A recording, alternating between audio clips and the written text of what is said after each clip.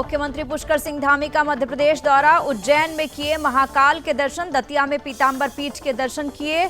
समान नागरिक संहिता को सरकार जल्द करेगी लागू।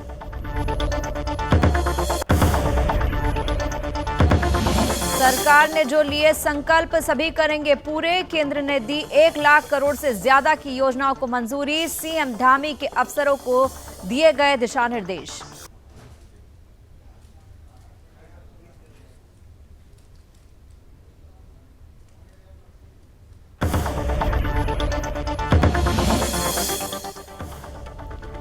कांग्रेस का बीजेपी पर पलटवार। सहकारिता विभाग की भर्ती पर घोटाले का आरोप। करण महारा ने सहकारिता मंत्री से मांगा इस्तीफा।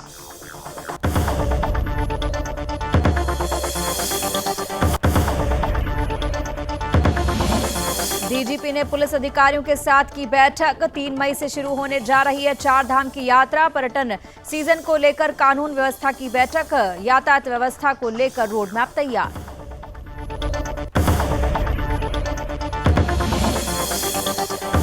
और 4 धाम यात्रा के लिए आयुक्त ने करवाया रजिस्ट्रेशन। पेयजल, रात्रि विश्राम, पार्किंग जैसी व्यवस्थाओं के बारे में लिया फीडबैक।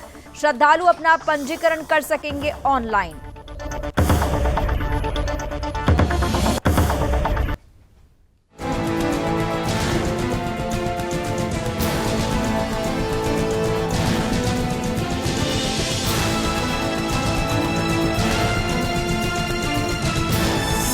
आप देख रहे हैं सुदर्शन न्यूज।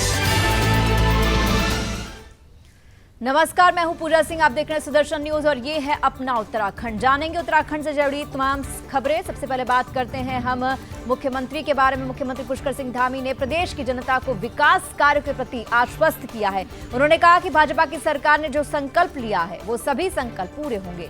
सीएम धामी ने कहा कि उत्तराखंड की जनता को पीएम मोदी ने आश्वासन दिया है कि आने वाले दशक में उत्तराखंड का दशक होगा।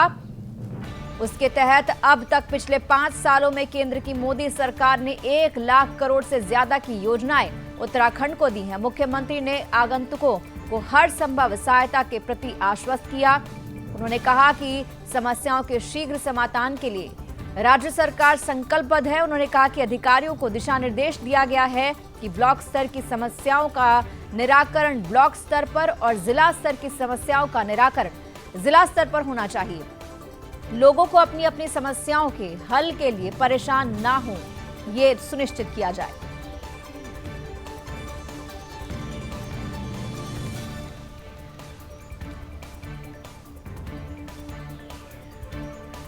हमने बजट का प्रावधान कर दिया है, वो भी हम आपके सामने जल्दी से जल्दी उसको धरातल पर उतारने वाले हैं। हमने जो जो संकल्प लिए हैं हमारे देश के यशस्वी प्रधानमंत्री नरेंद्र मोदी जी के नेतृत्व और उनके निर्देशन में, जैसा उन्होंने आपको ध्यान होगा परेड ग्राउंड पर आकर कहा था कि मैंने 5 साल पहले आकर यहाँ पर कहा था कि हम उत्तराखंड के विकास के लिए आगे बढ़ेंगे, उत्तराखंड का विकास करेंगे।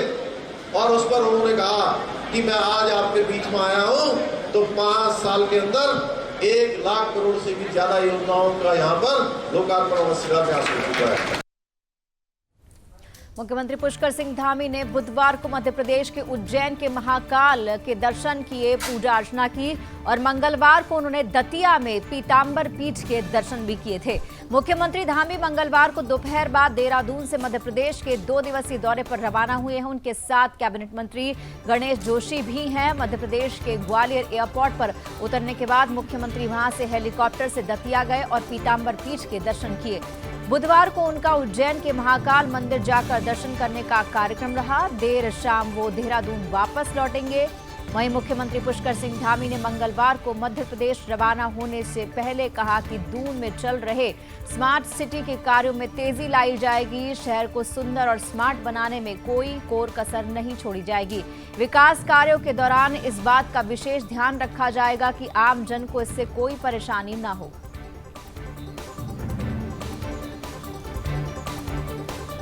उत्तराखंड कांग्रेस के नए प्रदेश अध्यक्ष करण महारा ने सहकारिता विभाग में भर्ती घोटाले को लेकर बीजेपी सरकार पर हमला बोला है। करण महारा ने आरोप लगाते हुए कहा कि सहकारिता विभाग में एक प्राइवेट कंपनी के द्वारा परीक्षाएं कराई गईं, इसमें नियुक्तियों में पारदर्शिता नहीं थी। इसके अलावा करण महारा ने सहकारिता विभाग में चतुर्थ श्रेणी कर्मचारियों की नियुक्तियों का मामला भी उठाया। उन्होंने कहा कि चतुर्थ श्रेणी कर्मचारियों के पद समाप्त हो चुके थे, लेकिन इसके बावजूद अपने चहेतों की भर्तियां की गई। मुख्यमंत्री जांच की बात तो कर रहे हैं, लेकिन जिन पर आरोप है उन्हीं सहकारिता मंत्री की अध्यक्षता में जांच कराने को कहा गया है। करण महारा ने कहा कि जब तक जांच पूरी नहीं हो जाती तब तक सहकारिता मंत्री को इस्तीफा दे देना चाहिए।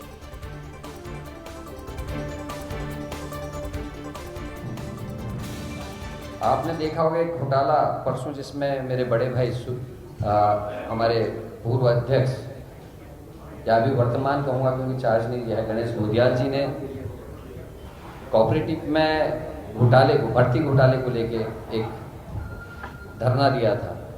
एक साधारण कार्यकर्ता के रूप में मैं भी उसमें उपस्थित था।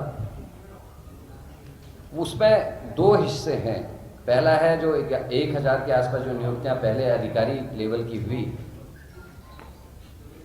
जिसमें एक प्राइवेट कंपनी के द्वारा वो कंडक्ट की गई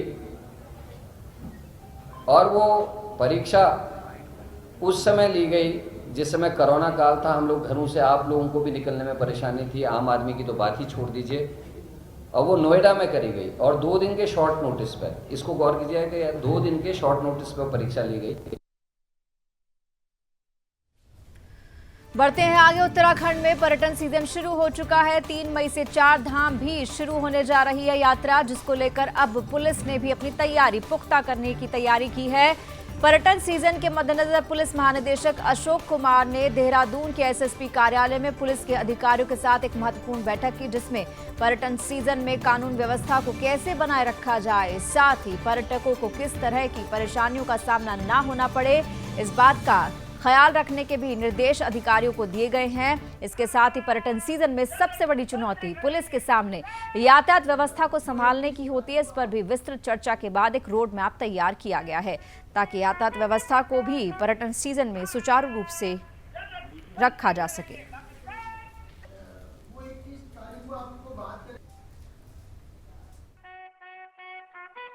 आज हमने देहरादून जनपद की जो ट्रैफिक व्यवस्था है उसकी पूरी की समीक्षा की है। उसमें देहरादून शहर भी है और ऋषिकेश और मसूरी वगैरह भी है, तो पूरे जनपद की ट्रैफिक व्यवस्था की समीक्षा की है। तो जो हमारे नए एसपी ट्रैफिक आए हैं अक्षय, उन्होंने 1 जनवरी से आए, लगभग उनको 3 महीना हुआ है।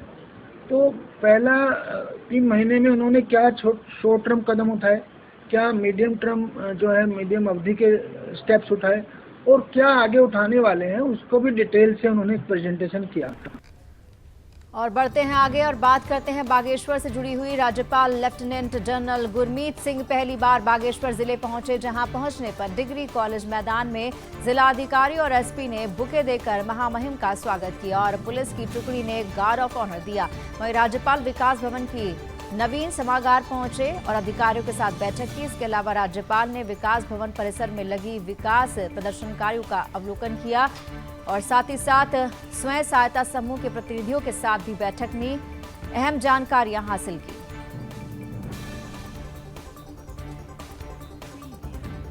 आप सबको जय हिंद। और आज मैं बागेश्वर में आके बहुत खुश हूँ। खुश इसलिए हूँ क्योंकि जिस प्रकार आपने कहा संभावनाएं, अपॉर्चुनिटीज, जो मौका है वो अनरिस्ट्रिक्टेड, अनलिमिटेड है। मैंने जिस प्रकार आज बहुत डिटेल ब्रीफिंग लिया, जो डीएम साहब, जो फॉरेस्ट ऑफिसर्स हैं और जो पुलिस वाले हैं, उनसे बहुत विस्तार में मैं जानना चाहता था कि बागेश्वर में वो क्या चीज़ है जो अलग है। और सच कहूँ तो बहुत कुछ अलग है। और यहाँ पर जो सबसे खुशी मेरे को हुई है कि जिस प्रकार से एक इवेंट्स का टर्न हुआ है, एक पैशन का टर्न हुआ है, और वो भी तब हुआ है जब कोविड महामारी का समय चल रहा था। अभी जो सबसे बड़ी स्ट्रेंथ बागेश्वर के अंदर में है कि जिस प्रकार से कीवी का प्रोडक्शन है, जिस प्रकार से ट्राउट प्रोडक्शन है, जिस प्रकार से स्ट्रॉबेरी का उत्पादन है, और जिस प्रकार से उसी समय के अंदर में ई ऑफिस का एक जो प्रचालन किया है, जो यहाँ पर किया है, इससे मैं सोचता हूँ कि ये स्थिति एकदम बदल जाएगी। आज मुझे सबसे ज़्यादा खुशी हुई है जो सेल्फ हेल्प ग्रुप की जो महिलाएं हैं उनसे बात करके, उनकी आंखों के अंदर में उनसे बात करने से एक अलग विश्वास जागृत हुआ है दिल के अंदर में कि हमने क्रांति का एक पहला कदम ले लिया है। मैं चाहता हूं कि जो उत्तराखंड के महिला हैं, जो बागेश्वर की महिला हैं, जो इन्होंने सेल्फ हेल्प ग्रुप और जो हमारे एंटरप्रेन्योर्स हैं जिन्होंने कीवी, स्ट्रॉबेरीज और ट्राउट टूरिज्म, होम स्टे के अंदर में कदम डाला है, इसके रिजल्ट्स बहुत अच्छे आने वाले हैं। मैं तो इस मौके का ये भी फ़ायदा उठाना चाहता हूँ और पूरे विश्व में एक मैसेज देना चाहता हूँ कि अगर आप प्राकृतिक को एंजॉय करना चाहते हैं, अगर आप एक बहुत सुंदर जगह देखना चाहते हैं, अगर एक बहुत अच्छे लोगों के साथ में आप अपना समय व्यतीत करना चाहते हैं, तो टूरिज्म के लिए यहाँ बागेश्वर आइए। बढ़ते आगे, आगामी चार धाम यात्रा को लेकर गढ़वाल कमिश्नर सुशील कुमार एक्शन में दिखाई दे रहे। व्यवस्थाओं के लिए वो 2 बार बैठक कर चुके हैं। बैठक करने के बाद कमिश्नर ने इस बार ISBT परिसर का निरीक्षण किया। इस दौरान तमाम व्यवस्थाओं के बारे में अधिकारियों से फीडबैक लेकर उन्हें व्यवस्थाओं को और ज्यादा दुरुस्त करने के निर्देश दिए हैं। मुख्य रूप से कमिश्नर का फोकस पार्किंग और यात्रियों की सुविधाओं को लेकर है। इस दौरान उन्होंने सर्वप्रथम यात्रा पर जाने वाले श्रद्धालुओं के लिए की गई पंजीकरण की व्यवस्था को देखा और मौके पर पेयजल, रात्रि विश्राम, पार्किंग जैसी व्यवस्थाओं के बारे में अधिकारियों से फीडबैक लिया। अधिकारियों को कॉल रिसीव करने और किसी कारण से कॉल रिसीव नहीं कर पाने की अवस्था में संबंधित नंबर पर कॉल बैक जरूर करने के निर्देश दिए हैं। कमिश्नर ने बताया कि शहर में सबसे बड़ी समस्या पार्किंग की है, इसीलिए अस्थायी रूप से चंद्रभागा और ढालवाला में पार्किंग की व्यवस्था करने के निर्देश निकाय अधिकारियों को दिए गए हैं। उन्होंने बताया कि इस बार लाखों की संख्या में श्रद्धालु यात्रा मार्ग पर पहुंचेंगे, इसीलिए पंजीकरण की व्यवस्था BTC परिसर में ही नहीं बल्कि उत्तराखंड के बॉर्डर पर भी की गई है। लाइन के झंझट से बचने के लिए पंजीकरण श्रद्धालु ऑनलाइन कर सकते हैं, वो भी अपने मोबाइल के द्वारा। यात्रा मार्ग की जानकारी श्रद्धालुओं को और प्रशासन तक आसानी से पहुंचे, इसकी व्यवस्था भी की गई है। फिलहाल पर्यटन विभाग ने एक टोल फ्री नंबर चलाया है जो है 1364। सभी जिलों में कंट्रोल रूम इसके बनाए गए हैं। जल्द ही जिला अधिकारी भी अपने अपने कंट्रोल रूम के नंबर जारी करेंगे। उन्होंने कहा कि कुछ भी व्यवस्थाओं में कमी देखने को मिली, जिन्हें पूरा करने के लिए उन्होंने बैठक में पहले ही 20 अप्रैल की तारीख निर्धारित की है। यदि निर्धारित तारीख में व्यवस्थाएं पूरी नहीं होती तो संबंधित विभाग के अधिकारियों के खिलाफ एक्शन भी लिया जाएगा।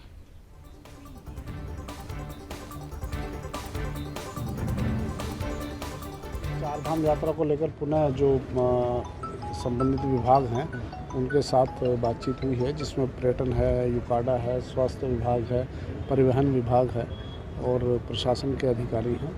तो व्यवस्थाओं को लेकर ही बातचीत हुई है कि किस प्रकार आगामी जो चारधाम यात्रा है उनको सुव्यवस्थित करें। मुख्यतः जो परिवहन को लेकर इश्यूज़ हैं उन पर बातचीत हुई है। वाहनों की क्या स्थिति है, पंजीकरण की क्या स्थिति है, काउंटर जैसे पिछली बैठक में हुआ था कि इस वर्ष काउंटर बढ़ाने की आवश्यकता है क्योंकि अधिक भीड़ आएगी। इसी तरह से पर्यटन का जो पंजीकरण है उसके यहाँ पर काफ़ी व्यापक व्यवस्था की जा रही है। हरिद्वार में बैसाखी स्नान पर्व और कैबिनेट मंत्री सतपाल महाराज के जन्मदिवस पर सद्भावना सम्मेलन में आने वाले उनके अनुयायियों की भीड़ को देखते हुए 2 दिन के लिए शहर में यातायात प्लान लागू किया गया है। शहर में 13 अप्रैल की सुबह 8 बजे से रात 12 बजे और 14 अप्रैल की सुबह 6 बजे से रात 12 बजे तक भारी वाहनों का प्रवेश प्रतिबंधित रहेगा। इसके अलावा श्रद्धालुओं के वाहनों के लिए अतिरिक्त पार्किंग के भी इंतजाम किए गए हैं और हाईवे पर यातायात का दबाव बढ़ने पर वैकल्पिक मार्गों पर भी डायवर्जन की पूरी तैयारी की गई है। बैसाखी स्नान पर्व के चलते 13 और 14 अप्रैल को हाईवे पर सुबह से ही भारी वाहन नहीं दौड़ सकेंगे और इसके मद्देनजर यातायात पुलिस ने देर शाम को स्नान पर्व का प्लान जारी किया है।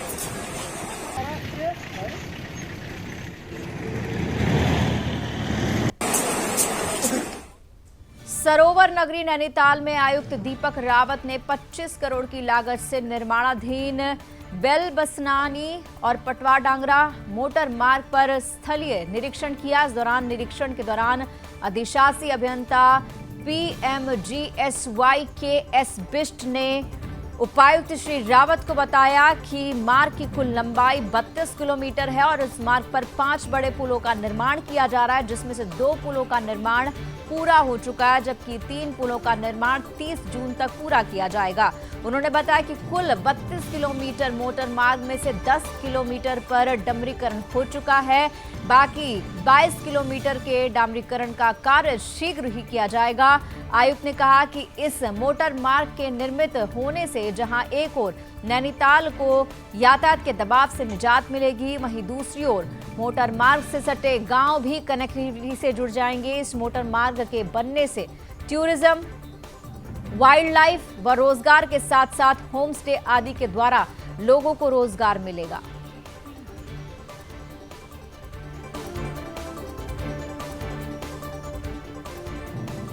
देखिए, बहुत पुरानी सैंक्शन रोड है और 2012 में सैंक्शन थी, अलग अलग स्टेज में सैंक्शन हुई है और पूर्व में कुछ फॉरेस्ट में अलाइनमेंट को लेके इसमें देरी हुई थी, लेकिन उसके बाद काम इसमें शुरू हुआ है। तो करंट स्थिति इसकी ये है कि 4 ब्रिजेस ऐसे हैं जो अभी निर्माणाधीन हैं।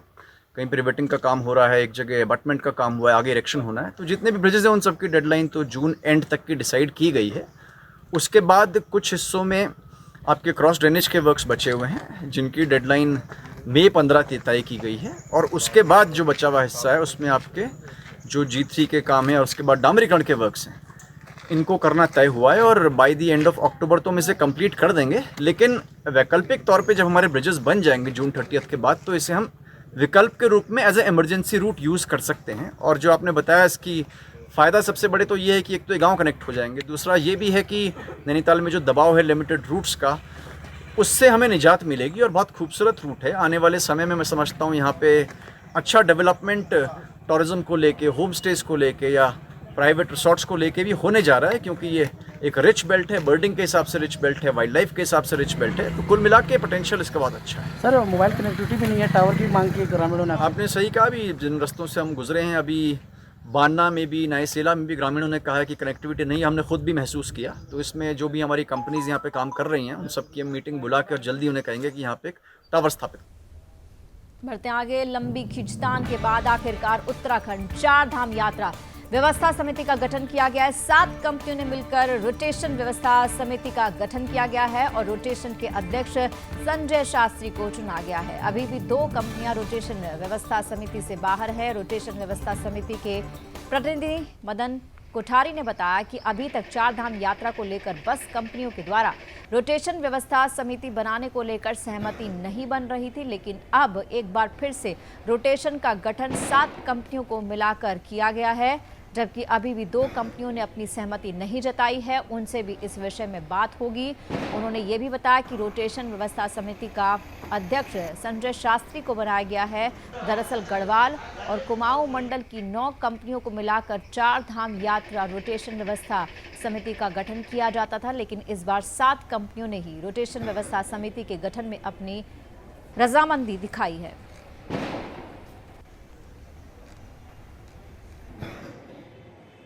आज जैसे कि 4 धाम यात्रा रोटेशन का गठन किया गया है, अभी 7 कंपनियों की आपसी सहमति से रोटेशन का गठन हुआ है। 2 हमारी जो सहयोगी कंपनियां हैं उनसे भी बातचीत चल रही है और संभवत है कि 2-3 दिन के अंदर वो कंपनियां भी व्यवस्था में शामिल हो जाएं। कब से यात्रा को लेकर? तो खैर हमारी लगातार चली रही है, ऐसा कुछ नहीं है। हमारी गाड़ियों के रखरखाव, रंग रोगन से लेकर सारी तैयारी हैं। अब 5-7 दिन के अंदर हमारी वाहनों की लॉटरी भी निकाली जाएगी और तैयारी लगभग पूरी है। अध्यक्ष जी का जो है सर्वसम्मति से श्री संजय शास्त्री जी को चुना गया है, जो कि पहले भी इस व्यवस्था के 9-10 बार अध्यक्ष रह चुके हैं। बढ़ते आगे, नगर निगम द्वारा लगातार अतिक्रमण पर प्रहार किया जा रहा है, तो दूसरी ओर नगर निगम द्वारा शहर को चमकाने के लिए रूपरेखा भी तैयार की जा रही है। प्रधानमंत्री नरेंद्र मोदी के आगमन पर भी 2025 का तोहफा मिला था।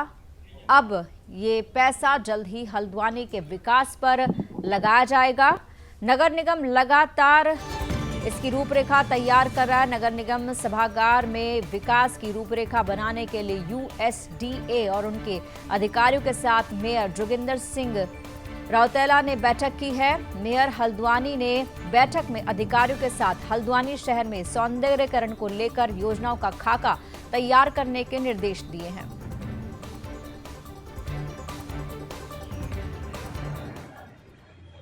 आप सबको विदित ही होगा कि माननीय प्रधानमंत्री जी हल्द्वानी आगमन पर 2025 करोड़ रुपए इस शहर के सांकेतिक विकास के लिए दिए गए थे और ये एडीबी वित्त पोषित है।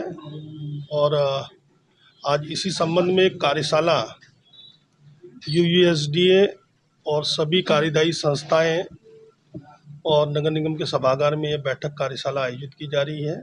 और शहर के इंटीग्रेटेड डेवलपमेंटल अप्रोच के लिए, सांकेतिक विकास के लिए आज हम यहाँ बैठे हैं।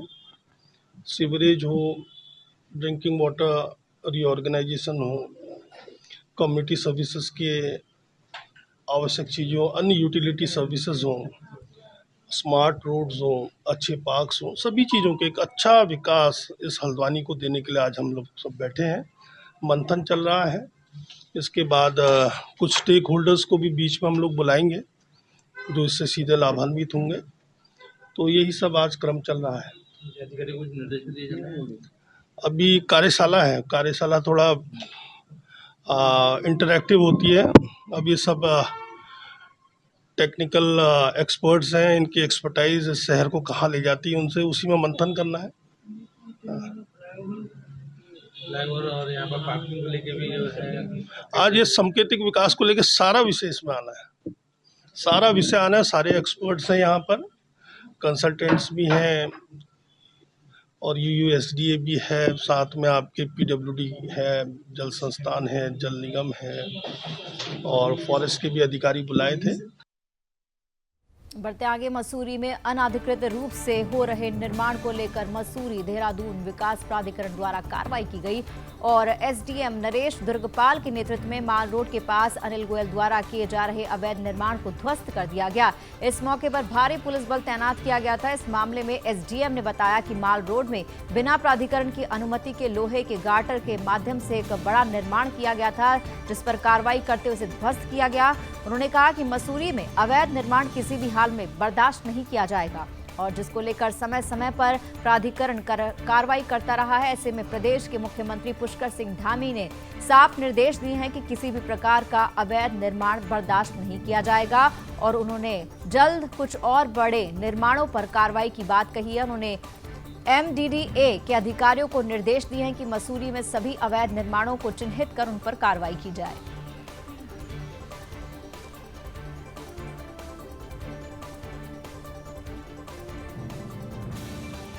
इन्फोर्समेंट था, लोहे के गार्डरों पर खड़ा करके स्ट्रक्चर तैयार किया गया था जो बहुत डेंजरस था।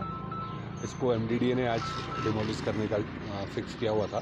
तो मैं मौके पर हूँ इस वक्त। ये जो स्ट्रक्चर्स इस तरह से बना रहे हैं जो अवैध रूप से, क्योंकि मसूरी में निर्माण कार्य पर प्रतिबंध है कुछ सीमाओं तक, तो उसको अपने सामने डिमोलिश करा रहे हैं। और ऐसी जो अन्य अवैध गार्डर पर बने हुए हैं, इन सबके लिए भी शासन ने कहा है कि जो अवैध जितने हैं इनको एमडीडीए हटाएगा। तो जब एमडीडीए को ऐसी अवस्था हमारी प्रशासन की, पुलिस की होगी, हम उपलब्ध करा के देंगे।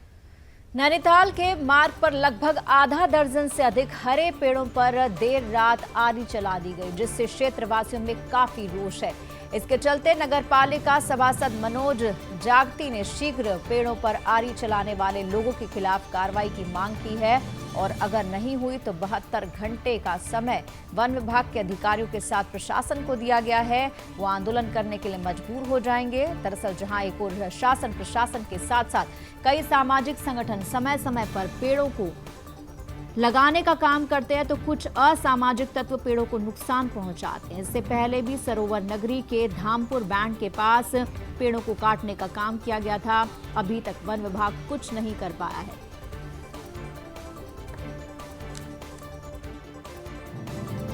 आरपटा का एक क्षेत्र पड़ता है, पुरानी शराबट्टी अरोमा होटल के पास। वहाँ पर कल रात भारी मात्रा में पेड़ काटे गए हैं और बड़े ही आपको बड़ी गंभीर उसके साथ मैं बता रहा हूँ कि संबंधित अधिकारी जो इस क्षेत्र के हैं, वन अधिकारी, वो अभी 9 बजे पहुंचे हैं, जबकि हमारे द्वारा सूचना सुबह 6 बजे समस्त वन अधिकारियों को दे दी गई थी। और इस क्षेत्र के जो अधिकारी हैं वो बड़े मजे से 9 बजे आ रहे हैं और बड़ा और मैं 72 घंटे का टाइम दे रहा हूं। अगर इस समस्त इन कर्मचारियों के खिलाफ अगर कार्रवाई नहीं होती और ये जिसने ये पेड़ काटे अगर उसके खिलाफ कार्रवाई नहीं होती तो मैं आंदोलन के लिए बाध्य होऊंगा, जिसकी पूरी जिम्मेदारी वन अधिकारी नगर पालिका, वन अधिकारी नैनीताल जिले के जो भी यहाँ के हैं डीएफओ साहब, उनकी रहेगी।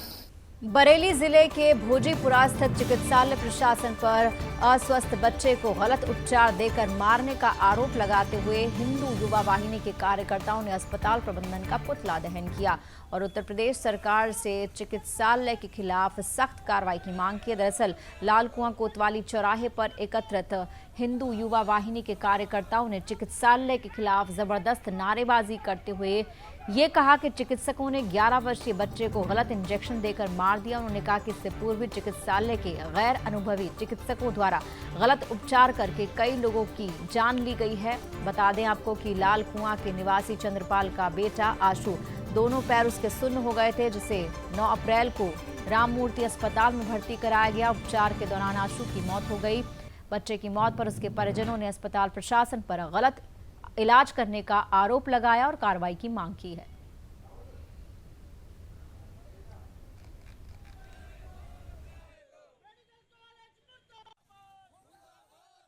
उसको राममूर्ति में ले गए, उसके एक पैर में दर्द हो रहा था, पैर में उसका पैर में दर्द हो रहा था, पापा दर्द हो रहा है। बड़ी आशा के साथ में लेके गया अपने बच्चे को वहाँ दिखाने के लिए। वहाँ दिखाया मैंने, डॉक्टर ने उसको आईसीयू में शिफ्ट कर दिया। सीधे आईसीयू में शिफ्ट करने के बाद दवाइयाँ मंगाए, उन्होंने कहा बच्चा ठीक है, कोई दिक्कत नहीं है, बोल भी रहा था, सब कुछ कह रहा था, पापा ठीक है। उसके खाली पैर में दर्द हो रहा था। उन्होंने अंदर ले जाते ही उसके अंदर नलकी वगैरह डाल दी, उन्होंने नलकी डाली वगैरह। उसके मतलब दवाइयाँ मंगाई हमसे, हर 1 घंटे के बाद हमसे कभी 7-8 हज़ार की दवाई मांग रहे हैं। वैसे ही मैं दे के आ रहा हूँ, वैसे ही फ़ोन आ जा रहा है कि फिर दवाइयाँ लेके आओ, फिर 4000 का पर्चा। हर 10-10 मिनट में एक थैला भर के दवाई लेके आया गया, इतना छोड़ा। उसके बाद भी कह रहे थे, क्या कहते, मैं जैसा कहता गया मैं उसी हिसाब से चलता गया। मेरे पास आयुष्मान कार्ड भी था। मैंने कहा साहब आयुष्मान कार्ड प्रधानमंत्री द्वारा बनाया।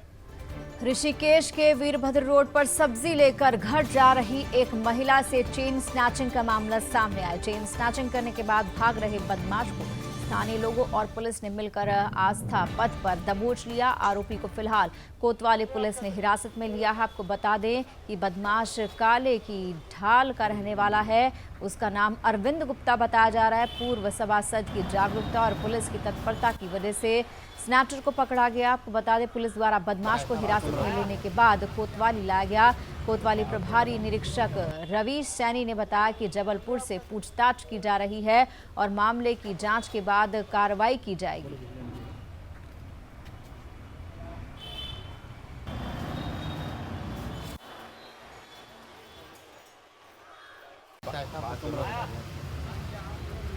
और अब खबर ऋषिकेश से है, जहां 12 दिन के बाद बैराज जलाशय में लापता चल रहे बच्चे के शव को एसडीआरएफ ने कड़ी मेहनत के बाद बरामद किया है। वहीं पिता का शव नहीं मिला। आपको बता दें कि पिछले 3 अप्रैल से एसडीआरएफ की टीम सर्च अभियान में जुटी हुई थी।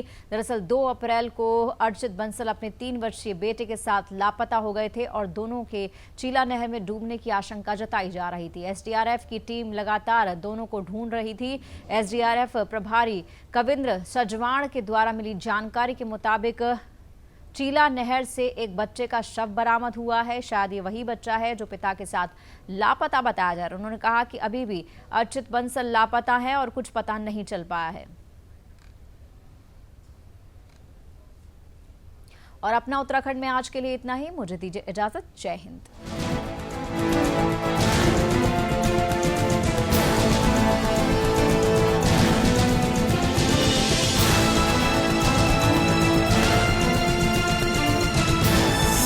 आप देख रहे हैं सुदर्शन न्यूज।